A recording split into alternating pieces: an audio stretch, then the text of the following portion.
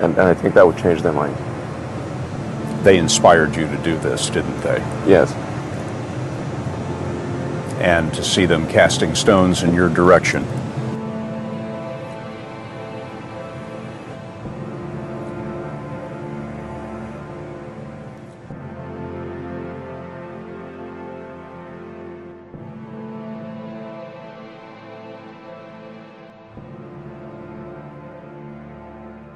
Critics say you can't do this. Your answer to them is, we've done it.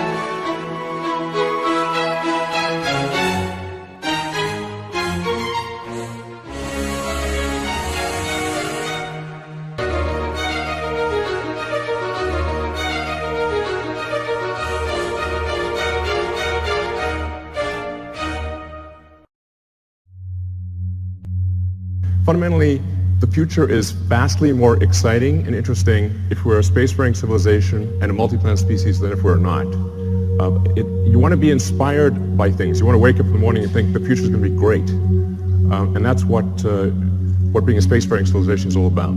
It's about believing in the future and thinking that the future will be better than the past. And I can't think of anything more exciting than going out there and being among the stars. This is the updated design for well, we're sort of searching for the right name, but the code name at least is BFR.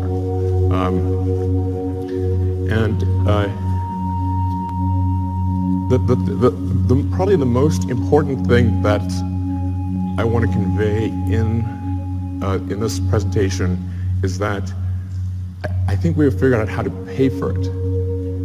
This is very important.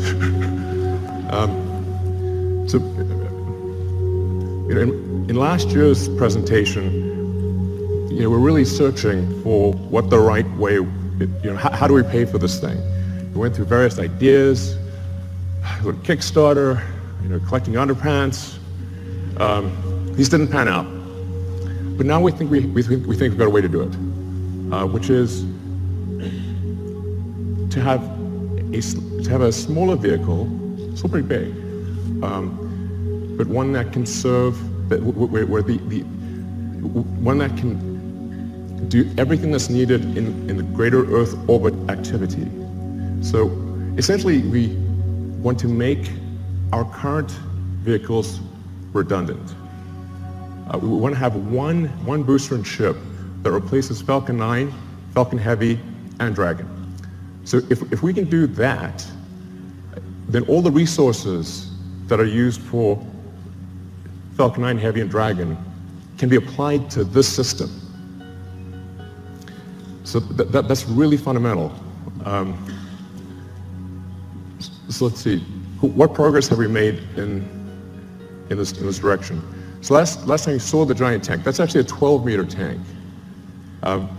And you can see the relative scale of it. It's 1,000 cubic meters of volume inside.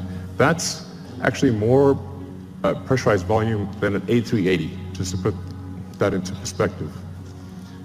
We developed a new carbon fiber matrix that's much stronger and more capable at cryo than anything before. And it holds 1,200 tons of liquid oxygen. So we tested it. So we successfully tested it up to its design pressure. And then went a little further. So we wanted to see where it would break. And we found out where it would break. It shot about 300 feet into the air and landed in the ocean. We fished it out, but we've now got a pretty good sense of what it takes to create a huge carbon fiber tank that can hold cryogenic liquid. That's actually extremely important for making a light spaceship. The next key element is on the engine side. We have to have an extremely efficient engine. So the Raptor engine will be the highest thrust-to-weight engine, we believe, of any engine of any kind ever made. We already have now 1,200 seconds of firing across 42 main engine tests. We fired it for 100 seconds. It could fire for much longer than 100 seconds. That's just the size of the test tanks. And then the duration of the firing you're seeing right now is about 40 seconds, which is the length of the firing for landing on Mars. The test engine currently operates at 200 atmospheres, 200 bar. The flight engine will be at 250 bar, and then we believe over time we could probably get that to a little over 300 bar. The next key element is propulsive landing. So in order to land on a place like the moon where there is no atmosphere, and certainly no runways, or to land on Mars where the atmosphere is too thin to land, even if there were runways to land with a wing, you really have to get propulsive landing perfect. So that's what we've been practicing with Falcon 9. So this is just a series of landing videos. I think these are quite mesmerizing. But we now have 16 successful landings in a row. And that's with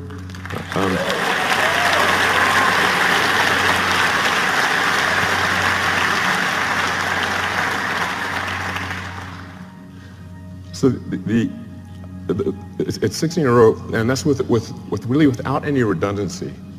So Falcon 9 lands on a single engine. The final landing is always done with a single engine, whereas BFR will always have multi-engine out capability. So if you can get to a very high reliability with even a single engine, and then you can land and then you can land with either of two engines, I think we can get to a landing reliability that is on par with the safest commercial airliners. So you can essentially count on the landing. It's not like you want minimum pucker factor on landing. And it can land with also very high precision. In fact, we believe the precision at this point is good enough for false landing that we do not need legs for the next version. It will literally land with so much precision, it will land back on its launch mounts. So the launch rate is also is increasing exponentially. Particularly when you take tanking or refilling on orbit into account, and taking the idea of establishing a self-sustaining base on Mars or the moon or elsewhere, seriously, you need ultimately thousands of ships and tens of thousands of retanking or refilling operations, which means you need many launches per day. You really need to be looking, in terms of how many landings are occurring, you need to be looking at your watch, not your calendar.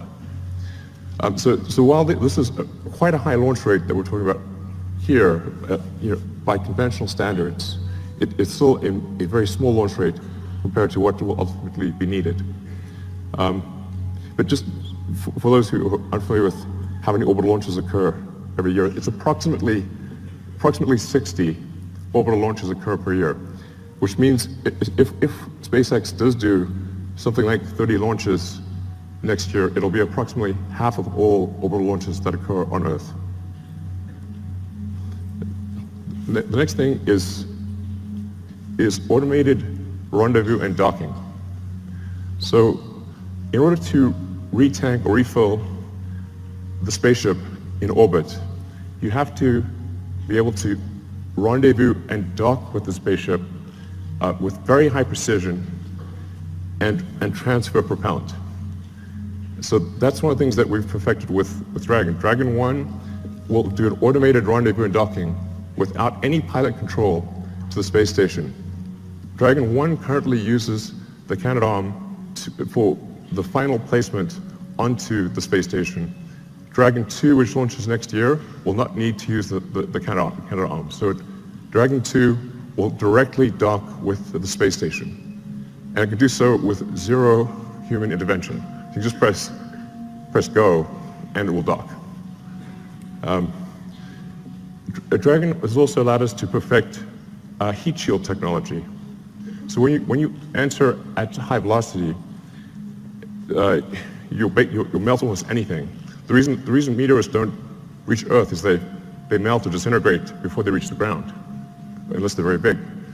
So you have to have a sophisticated heat shield technology that can withstand unbelievably high temperatures, and that's what we've been perfecting with Dragon, and also a key part of any planet colonizing system.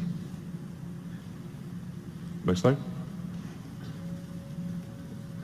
So Falcon 1, this is where we started out. You know, a lot of people really only heard of SpaceX relatively recently. So they may think, say, Falcon 9 and Dragon just instantly appeared, and that's how it always was. But it wasn't. We started off with just a few people who really didn't know how to make rockets. And the reason I ended up being the chief engineer or chief designer was not because I wanted to, it's because I couldn't hire anyone. Nobody good would join. So ended up being that by default. And I messed up the first three launches. The first three launches failed. Unfortunately, the fourth launch, which was that was the last money that we had for Falcon 1, the fourth launch worked, or that would have been it for SpaceX. But fate liked us that day. So the fourth launch worked, and it's interesting. Today is the 9th anniversary of that launch. So.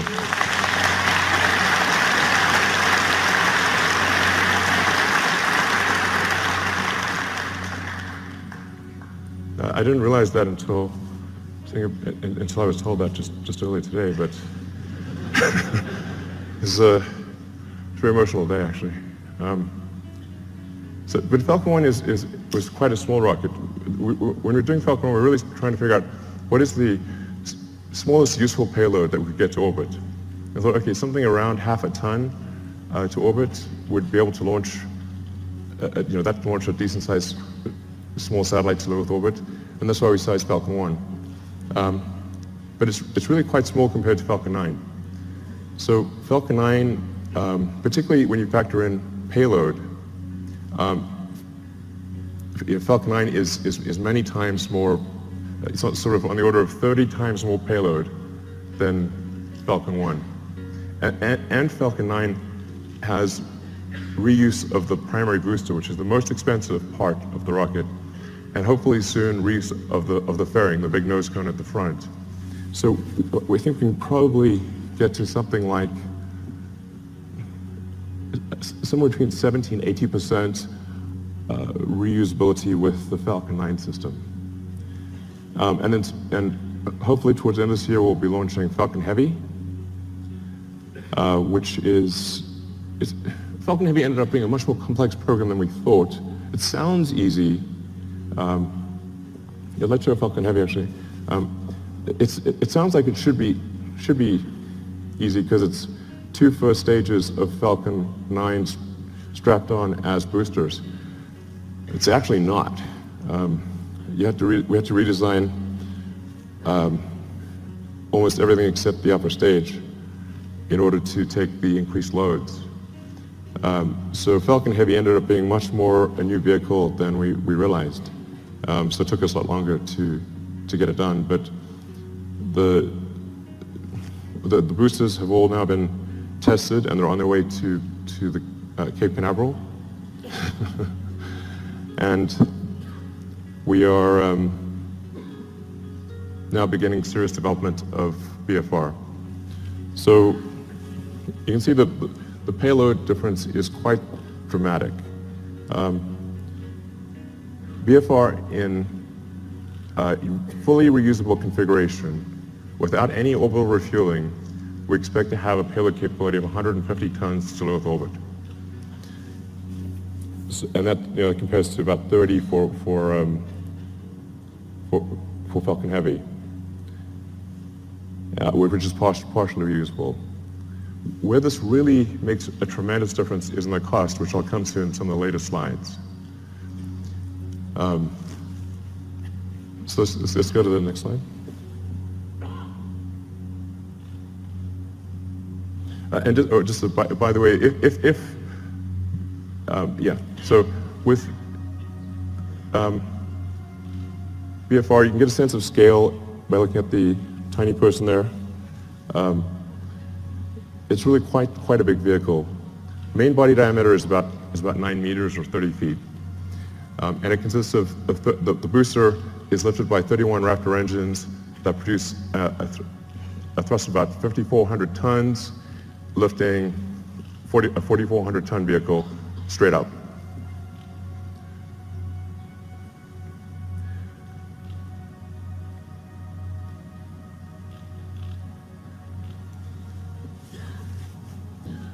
So then, just the basics about the ship: 48-meter length, dry mass we're expecting to be about 85 tons. Or technically, our design says 75 tons, but inevitably there's mass growth. And that ship will contain 1,100 tons propellant with a design of an ascent design of 150 tons and a return mass of 50. So you can think of this as essentially combining the upper stage of the rocket with Dragon. It's like if Falcon 9 upper stage and Dragon were combined. So I'll go into each of these items in detail, but you've got obviously the engine section in the rear, the propellant tanks in the middle, and then a large payload bay in the front. And that payload bay is actually 8 stories tall. In fact, you can fit a whole stack of Falcon 1 rockets in the payload bay. Compared to the design I showed last time, you'll see that there is a small delta wing at the back of the rocket. The reason for that is in order to expand the mission envelope of the BFR spaceship.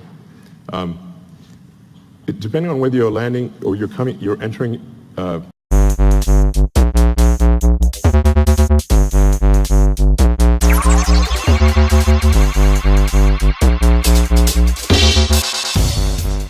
Essentially combining the upper stage of the rocket with Dragon. It's like the Falcon 9 upper stage and Dragon were combined. So I'll go into each of these items in detail, but you've got the engine section on the rear, the propellant tanks in the middle, and then a large payload bay in the front. And that payload bay is actually 8 stories tall. In fact, you can fit a whole stack of Falcon 1 rockets in the payload bay. Compared to the design I showed last time, you'll see that there is a small delta wing at the back of the rocket. The reason for that is in order to expand the mission envelope of the BFR spaceship. Depending on whether you're landing or you're entering a planet or a moon that has no atmosphere, a thin atmosphere, or a dense atmosphere, and depending on whether you're re-entering with no payload in the front, a small payload, or a heavy payload, you have to balance the rocket out as it's coming in. And so the delta wing at the back, which also includes a split flap for pitch and roll control, allows us to control the pitch angle despite having a wide range of payloads in the nose and a wide range of atmospheric densities. So we tried to avoid having the delta wing, but it was necessary in order to generalize the capability of the spaceship such that it could land anywhere in the solar system. So let's look at a couple of things in detail.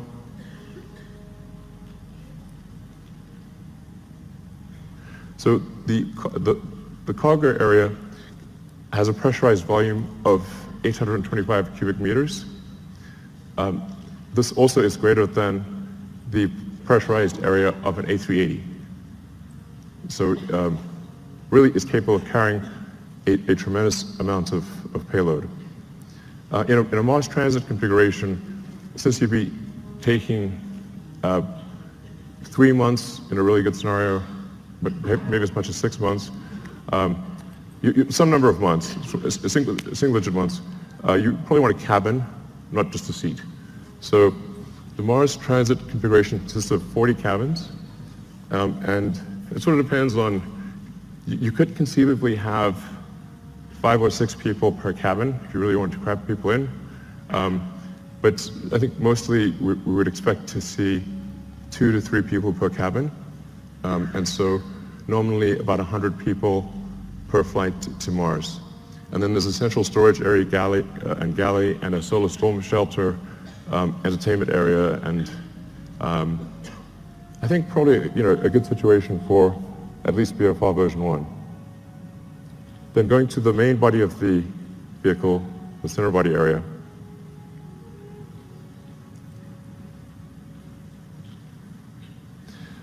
This is where the propellant is located. And this is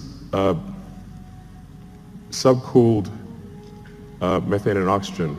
So as you chill the methane and oxygen below its liquid point, you get a fairly meaningful density increase. You get on the order of 10 to 12% density increase, which makes quite a big difference for the propellant load. So we're expecting to carry 240 tons of CH4 and 860 tons of oxygen. In the fuel tank are header tanks.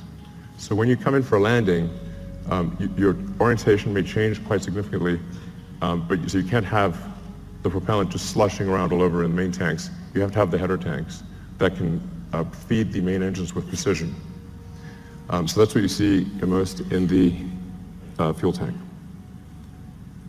Then the engine section.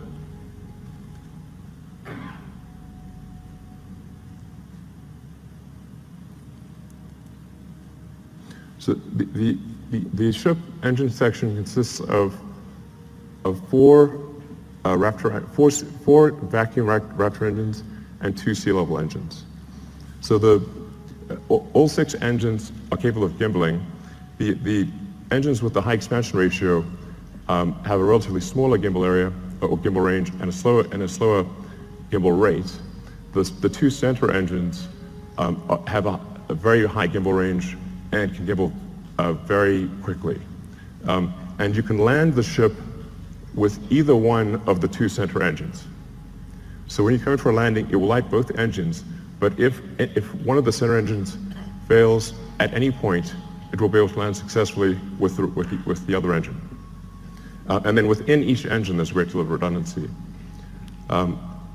So we want the landing risk to be as close to 0 as possible. And there's some basic stats about the engines. The sea level engines are about a 330 ISP at sea level. The alpha stage engine is 375. Now, this is version 1, so I think over time there's potential to increase that specific impulse by 5 to 10 seconds, and as I was mentioning, also increase the chamber pressure by 50 bar or so. And then for refilling, where you just saw the 2 ships would actually mate at the rear section. They would use the same mating interface that they used to connect to the booster on liftoff. So we'd reuse that mating interface and reuse the propellant fill lines that are used when the booster is, when the ship is on the booster. And then to transfer propellant, it becomes very simple. Use control thrusters to accelerate in the direction that you want to empty. So, if you accelerate in this direction, propellant goes that way, and you transfer the propellant very easily into from the tanker to the ship. So going to rocket capability. This gives you sort of a rough sense of rocket capability, starting off at the low end with the Falcon 1 at a half-ton, and then going up to BFR at 150.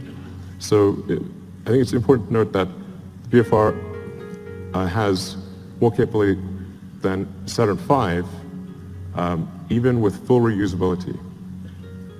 But here's the really important fundamental point.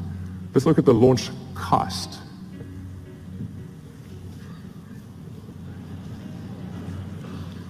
The order reverses.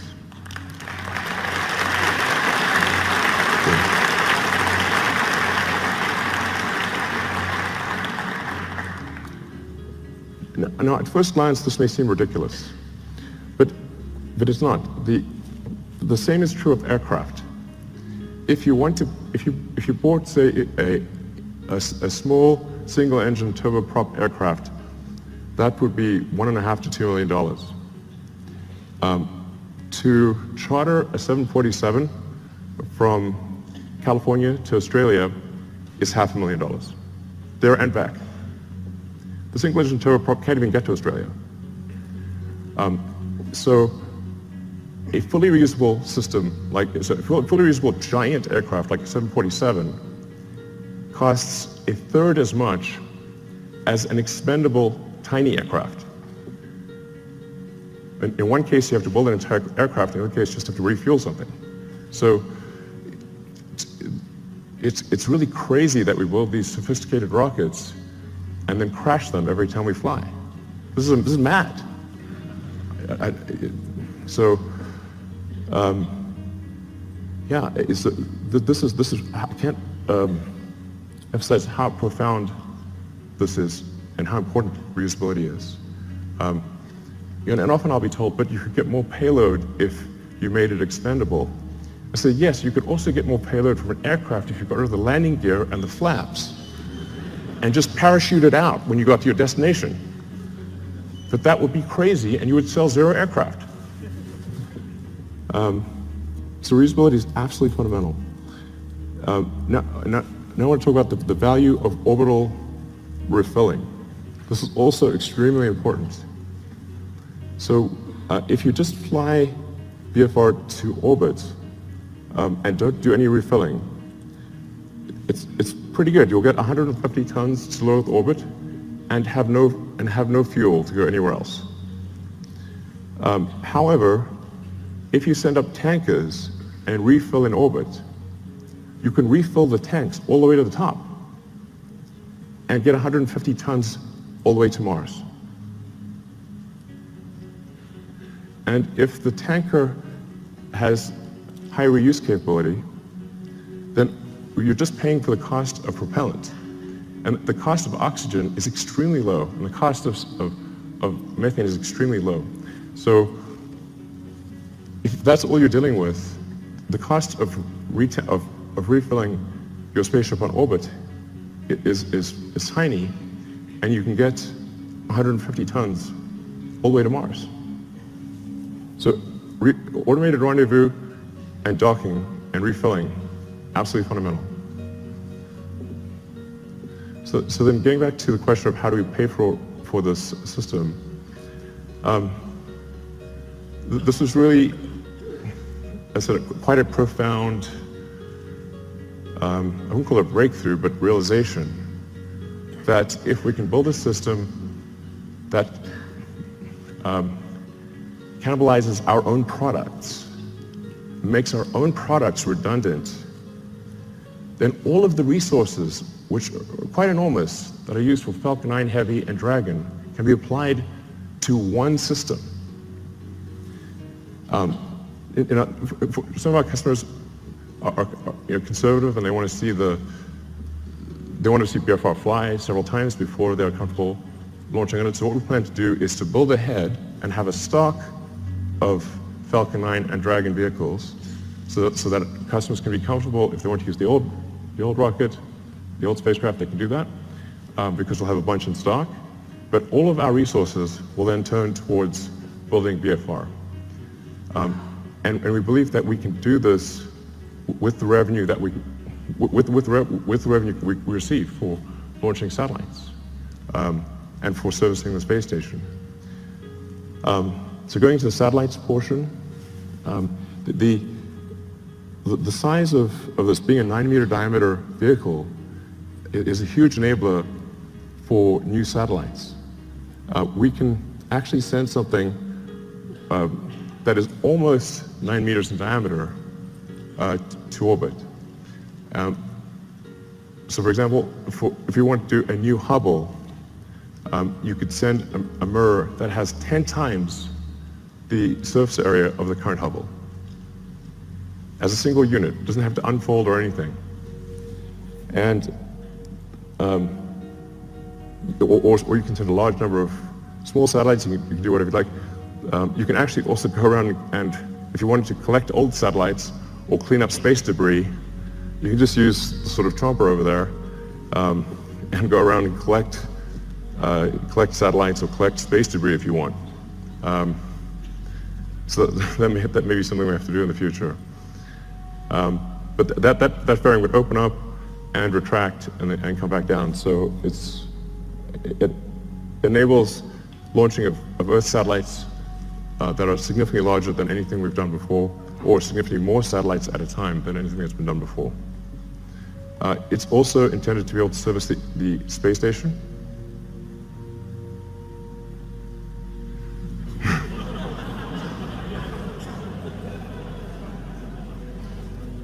I know it looks a little big relative to the space station, but the shuttle also looked big, so it'll work.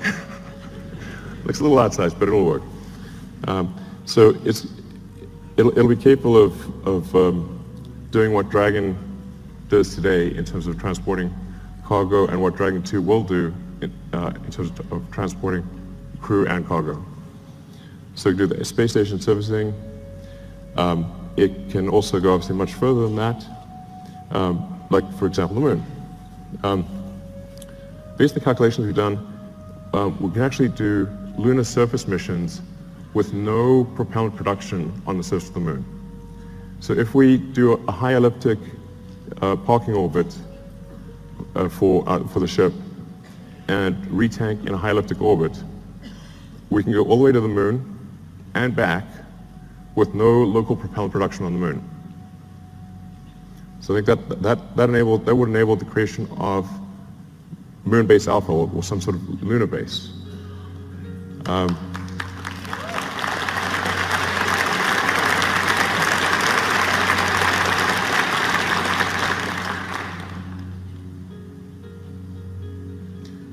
Yeah, it's quite captivating. So you can also see, for example, how do you transfer cargo from the cargo bay down to the ground is a crane. It's not very complicated.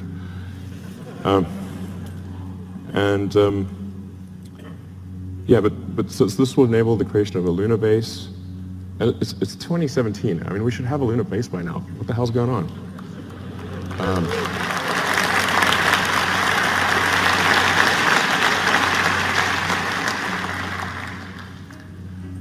And then, of course, Mars, becoming a multi-planet species. Beats the hell out of being a single-planet species. So, yeah, so we'd start off by sending a mission to Mars, where it would be obviously just landing on rocky ground or dusty ground. And it's the same approach that I mentioned before, which is you send the spaceship up to orbit, you retank it or refill it until it has full tanks, and it travels to Mars, lands on Mars. For Mars, you will need local propellant production, but Mars has a CO2 atmosphere and plenty of water ice. That gives you CO2 and H2O, so you can make therefore CH4 and O2 using the Sabatier process, or some, probably Sabatier process. And I should mention that long term, this can also be done on Earth. So sometimes I get some sort of criticism for why are you using combustion in rockets and you have electric cars? I'm like, well, there isn't some way to make an electric rocket. I wish there was. But in the long term, you can use solar power to extract CO2 from the atmosphere, combine it with water, and produce fuel and oxygen for the rocket. So the same thing that we would do on Mars, we could do on Earth in the long term. But that's essentially what happens. Similar to the moon, you land on Mars. But the tricky thing with Mars is we do need to build a propellant depot to refill the tanks and return to Earth. But because Mars has lower gravity than Earth, you do not need a booster. So you can go all the way from the surface of Mars to the surface of Earth just using the ship.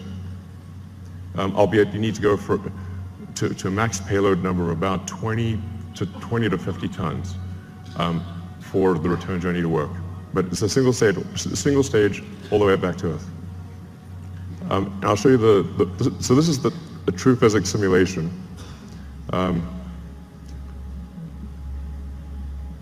This will last about a minute. So you come in, you're entering very quickly, going 7.5 kilometers a second. For Mars, there will be some ablation of the heat shield. So it's just like a sort of brake pad wearing away. It is a multi-use heat shield, but unlike for Earth operations, it's coming in hot enough that you will see some wear of the heat shield. But because Mars has an atmosphere, albeit not a particularly dense one, you can remove almost all the energy aerodynamically. And we've proven out supersonic retropropulsion many times with Falcon 9, so we feel very comfortable about that. This is because it's sort of, you can see it's sort of a mesh system. It's not meant to be sort of particularly pretty because it's just trying to simulate the physics of it. But the size of the cone gives you a rough approximation for how much thrust the engines are producing.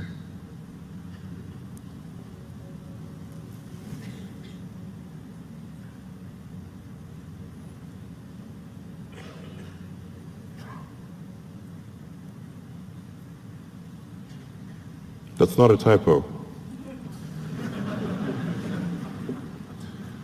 Although it is aspirational. So we've already started building the system. The tooling for the main tanks has been ordered. The facility is being built. We will start construction of the first ship around the second quarter of next year, so in about 6 to 9 months, we should start building the first ship. I feel fairly confident that we can complete the ship and be ready for launch in about 5 years. 5 years seems like a long time to me.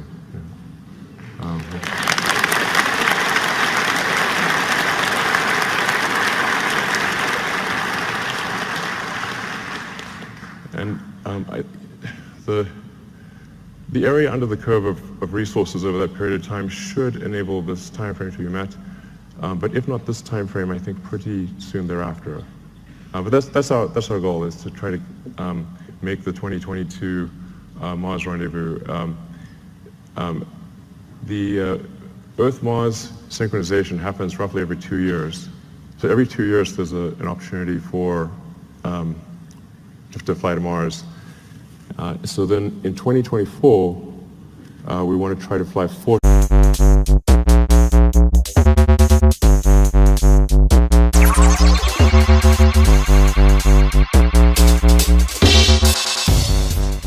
ship.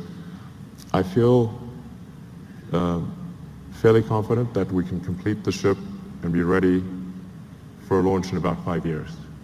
5 years seems like a long time to me.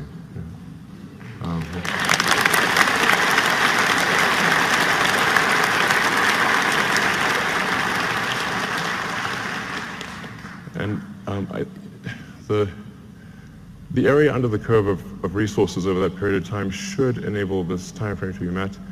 But if not this time frame, I think pretty soon thereafter. But that's our goal, is to try to make the 2022 Mars rendezvous. The Earth-Mars synchronization happens roughly every 2 years. So every 2 years there's an opportunity for to fly to Mars. So then in 2024, we want to try to fly 4 ships. 2 of which would be crewed, and 2 of which, two cargo and two crew. The goal of these initial missions is to find the best source of water. That's for the first mission. And then the second mission, the goal is to build the propellant plant. So we should, particularly with 6 ships, there have plenty of landed mass to construct the propellant depot, which will consist of a large array of solar panels, very large array, and then everything necessary to mine and refine water, and then draw the CO2 out of the atmosphere, and then create and store deep cryo CH4 and O2. Then build up the base, starting mostly with one ship, then multiple ships, then start building out the city, then making the city bigger, even bigger.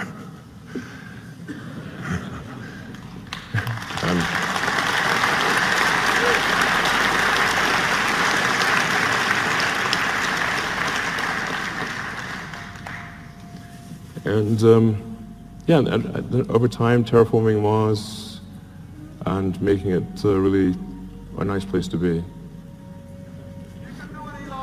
Thanks. Give me it.